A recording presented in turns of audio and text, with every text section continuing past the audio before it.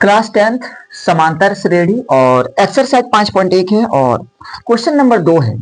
Question number 2 में बोल रहा है प्रथम 4 पद लिखिए एपी की, जबकि ए दिया हुआ है और डी भी दिया हुआ है।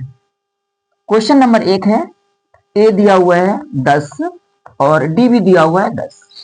ए को हम लोग बोलते हैं प्रथम पद और डी को बोलते हैं सार्वंतर। एग्जाम नजदीक है और बहुत ही इंपॉर्टेंट क्वेश्चन है। यहाँ पे एक एपी के प्रथम 4 पद निकालना है, तो सबसे पहले हमको निकालना A1। तो A1 तो A 10 ये दिया हुआ है। इसके बाद निकालेंगे A2।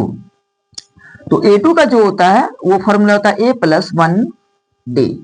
अब A2 बराबर A का वैल्यू 10 है, तो A की जगह हम लोग 10 रखेंगे, 1 गुने और D का वैल्यू फिर 10 है, तो यहाँ पे हम लोग रखेंगे 10। तो A2 बराबर हो जाएगा 10 जोड़ 10 एकम 10, तो A2 बराबर 10 और 10 हो जाएगा 20। तो A का वैल्यू जो निकला वो 20 निकल गया। अब हमें निकालना A3।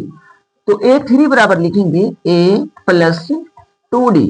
तो A3 बराबर A का वैल्यू 10 है, तो इसी वैल्यू को यहाँ पे पुट करना है 10।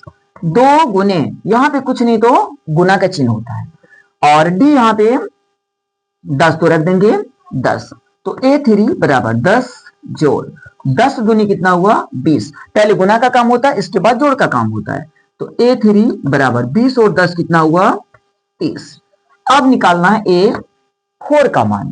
तो यहां पे लिखेंगे A4 बराबर A प्लस 3D। A4 बराबर सॉरी A का मान वही 10 है, तो यहाँ पे 10 रखेंगे और 3 गुने D का मान दिया हुआ है 10, तो वही 10 फिर से यहाँ पे रखेंगे। तो A4 बराबर 10 जोड़ ये 10 दिया हो जाएगा 30। तो A4 का जो वैल्यू निकला वो 40।